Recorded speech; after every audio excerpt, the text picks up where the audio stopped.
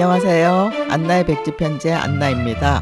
안녕하세요. 최영란입니다. 초여름의 문턱에서 이른 아침에 상쾌한 공기를 마시고 싱그러운 나무들을 바라보면 우리의 삶도 싱그럽고 밝은 모습이기를 바라는 마음이 듭니다. 기상이변으로 빨리 찾아온 더운 날씨에 지치지 않고 건강 잘 챙기셔서 기쁘고 감사한 하루하루를 보내시기 바랍니다. 60대를 살아가는 이야기를 전하는 안나의 백지편지. 이번 2024년 6월 안나의 백지편지 53회에서는 장수시대에 대해 이야기 나누어 보려고 합니다. 올해 보험개발원의 발표에 따르면 한국 여성 평균 수명은 90.7세, 남성 평균 수명은 86.3세라고 해요. 처음으로 90세를 넘었고 남녀 간 수명 차이도 줄었다더군요. 여성의 평균 수명이 90세가 넘는다는 것이 놀랍기만 합니다. 얼마 전 대학교 때 스승이셨던 이영자 선생님을 찾아뵈었는데요. 93세 연세에도 건강하게 연주 활동을 하시고 올해 책을 2권 쓰셨다는 말씀에 놀라움을 금치 못했어요. 젊은 시절 선생님을 처음 배웠을 때와 마찬가지로 목소리에 변함없는 생기가 느껴졌어요. 부부가 건강하게 해로하시는 모습을 보니 부럽기만 하더군요. 안나의 스승님께 저도 대학교 때 몇 학기를 배운 적이 있어요. 몇 년 전에 미수음악회를 하셔서 안나와 함께 갔던 기억이 나네요. 늘 의욕적이고 활동적인 선생님이신데 젊을 때의 활력과 열정이 변치 않으셔서 깜짝깜짝 놀라요. 저는 지난주에 친구가 권해준 땅에 쓰는 시라는 다큐멘터리 영화를 보았어요. 이 영화는 선유도 공원, 국내 최초의 생태공원인 여의도 색강 생태공원, 과거와 현재를 잇는 경춘선 숲길, 서울 아산병원, 호암미술관 희원 등등의 조경에 열정을 담아내는 모습을 보여준 정영선 조경가의 일상을 보여주는 영화였어요. 83세의 나이를 믿을 수 없을 정도로 현장을 열심히 뛰며 조경에 대한 놀라운 사랑을 가진 그분의 삶은 시사하는 바가 크더군요.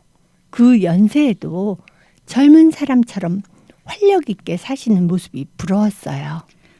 정말 장수시대를 실감하게 되네요. 요즘은 60대 이후에 저마다의 분야에서 더 왕성한 활동을 하시는 분들을 보면 놀라워요.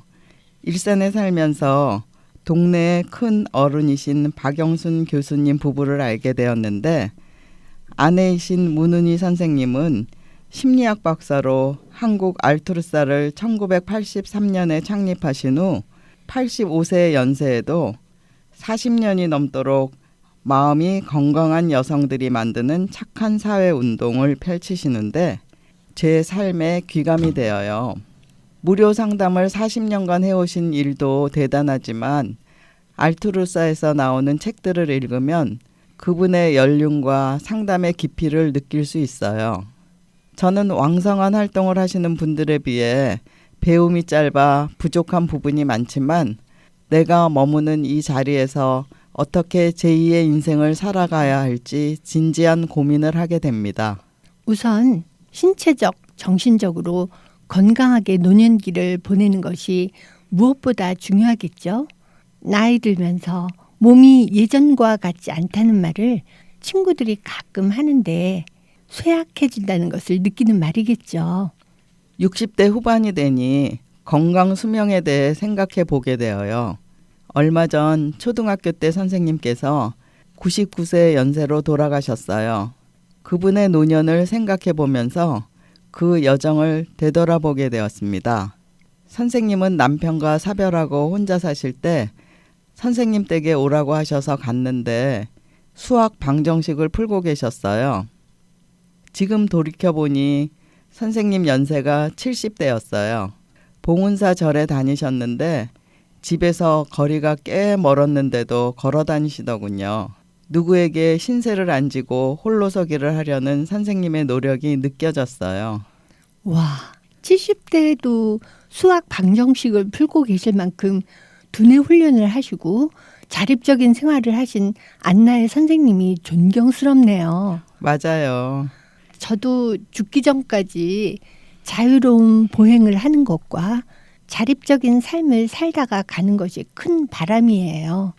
선생님께서는 늦게 결혼을 하셔서 자녀가 없으셨어요. 그래서였는지 제자 사랑이 남다르셨죠. 저는 친정엄마가 일찍 돌아가셨는데 셋째 아이를 출산했을 때 친정엄마가 이미 돌아가셨을 때였어요. 그때 얼마 전 찾아뵈었던 대학교 때 스승님과 얼마 전 돌아가신 초등학교 때 스승님 두 분이 친정엄마 없이 출산한 저를 안타까워하시면서 집에 찾아와 주시고 시장도 봐주셨어요. 그래서 저는 두 분의 스승님은 잊을 수가 없어요. 저에게 좋은 일이 생기면 축하해 주시고 또 어려움이 생기면 격려도 해 주시던 분이셨죠. 그런데 돌아가신 초등학교 때 선생님께서는 몇 해 전 아파트 생활을 정리하시고 실버타운으로 가셨는지 전화 통화를 하면 잘 지내고 있다는 말씀만 하시고 어디에 계신지 정확한 장소를 알려주지 않으셨어요. 집 전화번호는 그대로여서 병원은 아닌 것 같다는 추측뿐이었죠. 자세한 말씀을 하지 않으셔서 저 역시 묻지 않고 수년을 전화 통화만 했어요.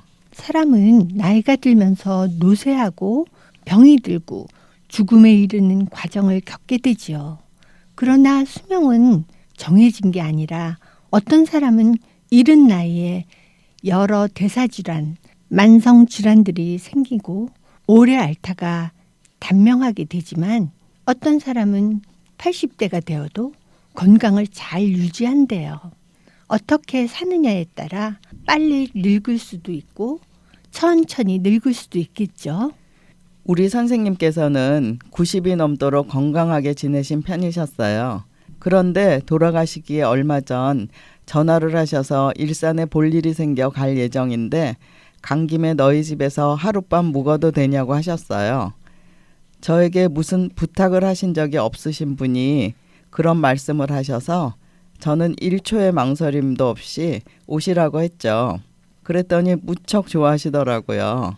우리 집은 부부만 둘이 살아서 남편에게 상황 설명을 했더니 자기도 괜찮다고 했어요.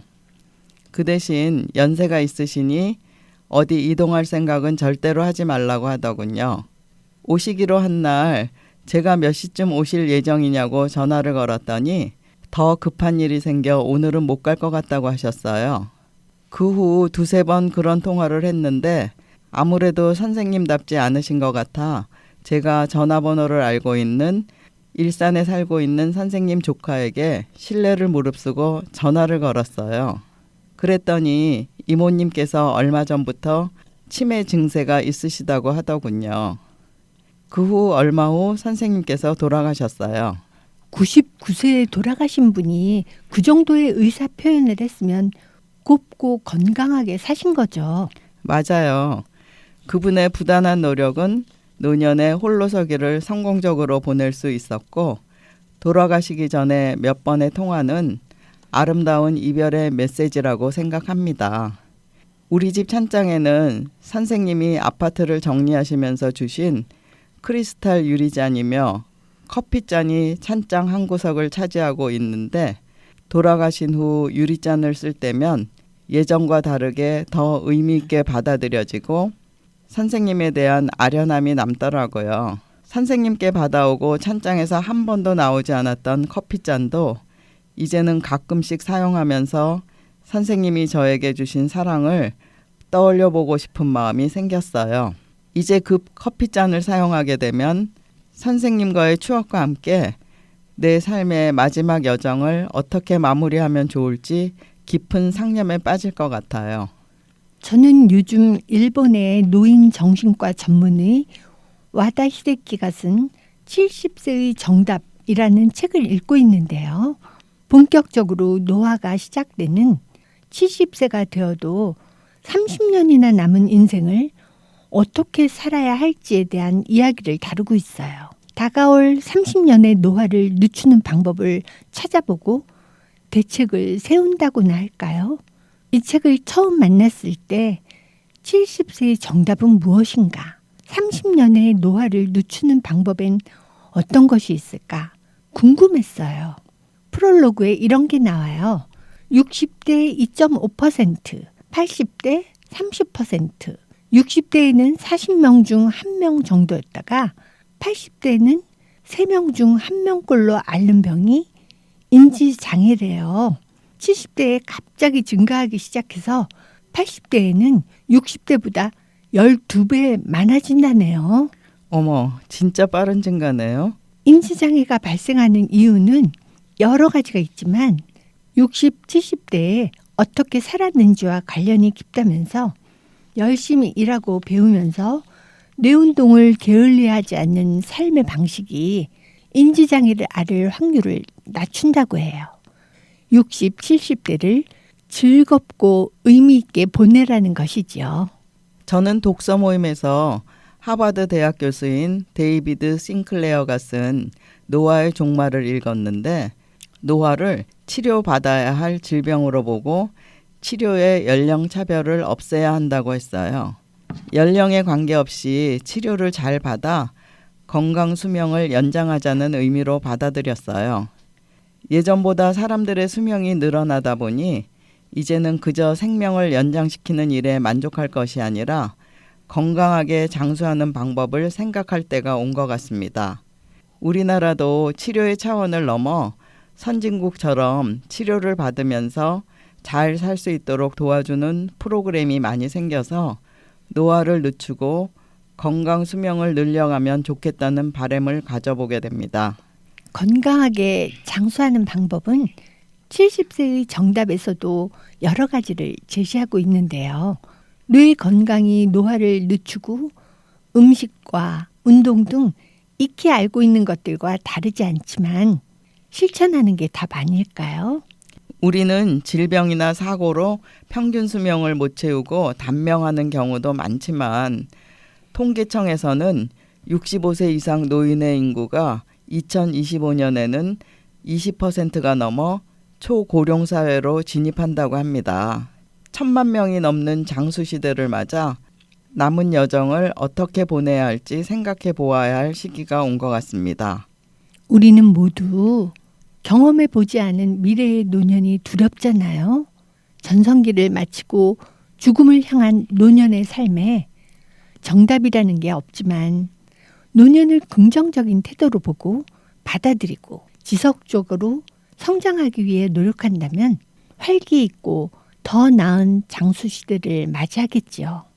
길어져가는 노년을 제2의 전성기로 생각하며 보람을 느끼는 삶이 되었으면 좋겠습니다.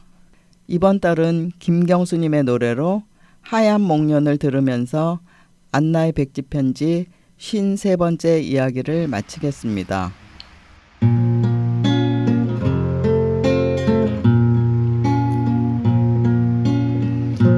하얀 목련이 필 때면 다시 생각나는 사람 봄비 내린 거리마다 슬픈 그대 뒷모습 하얀 눈이 내리던 어느 날 우리 따스한 기억들 언제까지 내 사랑이여라 내 사랑이여라 거리엔 다정한 연인들 혼자서 걷는 외로운 날 아름다운 사랑 얘기를 잊을 수 있을까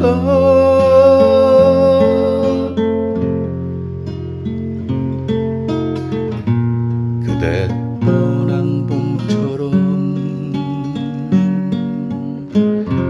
다시 목련은 피어나고 가슴 빈자리엔 하얀 목련이 진다.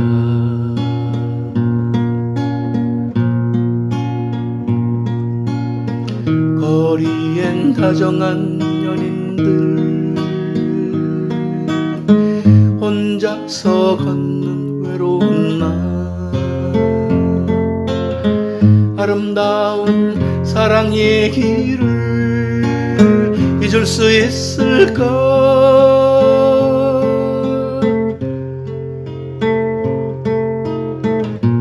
그때 떠난 봄처럼 다시 목련은 피어나고 아픈 가슴 빈자리엔 하얀 목련이 진다.